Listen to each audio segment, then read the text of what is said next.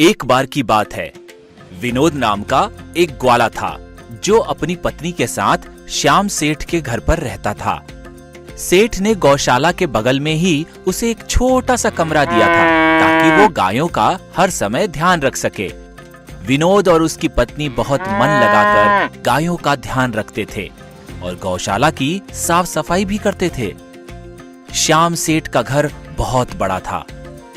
देखरेख के लिए बहुत सारे नौकर चाकर थे, पर उनकी पत्नी हर समय गुस्से में ही रहती थी।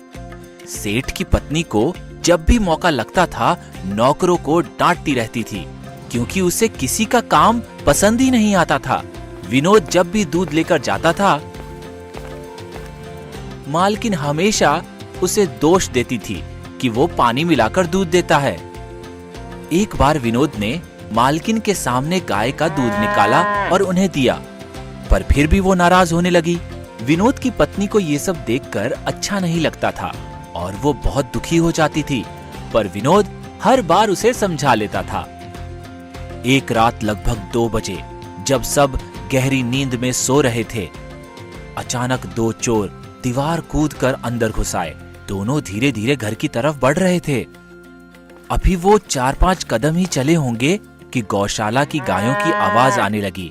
सारी गायें एक साथ शोर मचाने लगी। विनोद तुरंत जग गया और अपने कमरे से निकलकर गौशाला की तरफ जाने लगा। तभी उसकी नजर चोरों पर पड़ गई। चोर चोर, देखो चोर घुस आए हैं। विनोद के चिल्लाते ही सारे नौकर जाग गए। सेठ जी भी घर से बाहर निकल कर आ गए, पर तब तक चोर भाग चुके थे। सेठ जी ने विनोद को शाबाशी दी और बाकी नौकरों को ध्यान रखने के लिए कहा, पर तब भी मालकिन ने विनोद को गुस्से से देखा और घर के अंदर चली गई। आज पहली बार विनोद को बुरा लग रहा था। वो उदास हो गया क्योंकि आज उसने सेठ जी को एक बड़े नुकसान से बचाया था। एक दिन विनोद की पत्नी को पूजा के लिए घी की जरूरत पड़ी, तो वो सेठ जी के घर गई और मालकिन से घी मांगने लगी। पर अपनी आदत से मजबूर सेठ की पत्नी ने घी की जगह उसे तिल का तेल दे दिया और उसे वहां से भगा दिया। विनोद की पत्नी जब वापस अपने कमरे में गई तो वो जोर जोर से रोने लगी और विनोद को सारी बात बता दी।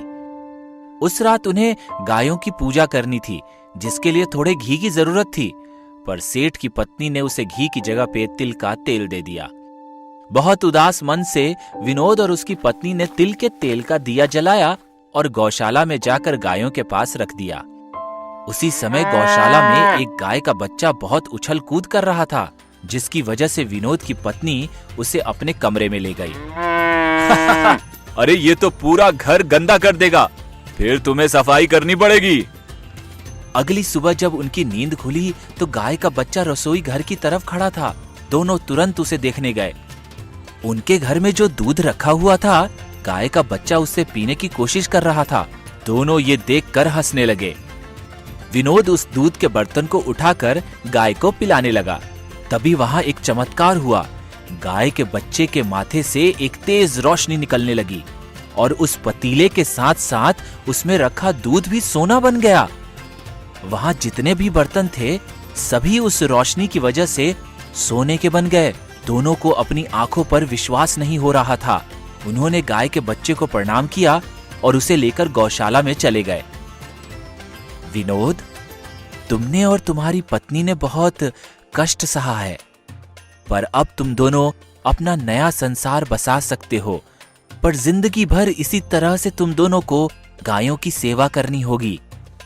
दोनों ने हाथ जोड़कर प्रणाम किया और उस गाय के बच्चे को अपने साथ लेकर मालकिन के पास पहुंचे।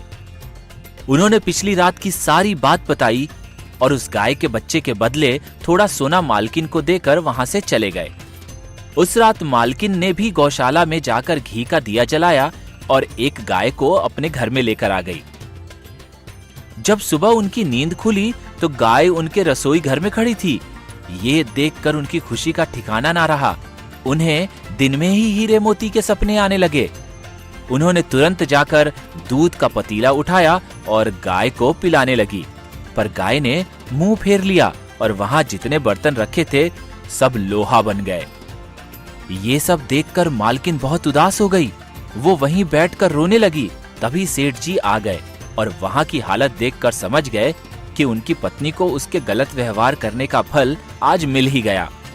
दूसरी तरफ विनोद अपनी पत्नी और गाय के बच्चे के साथ खुशी खुशी अपने नए घर में रहने लगा।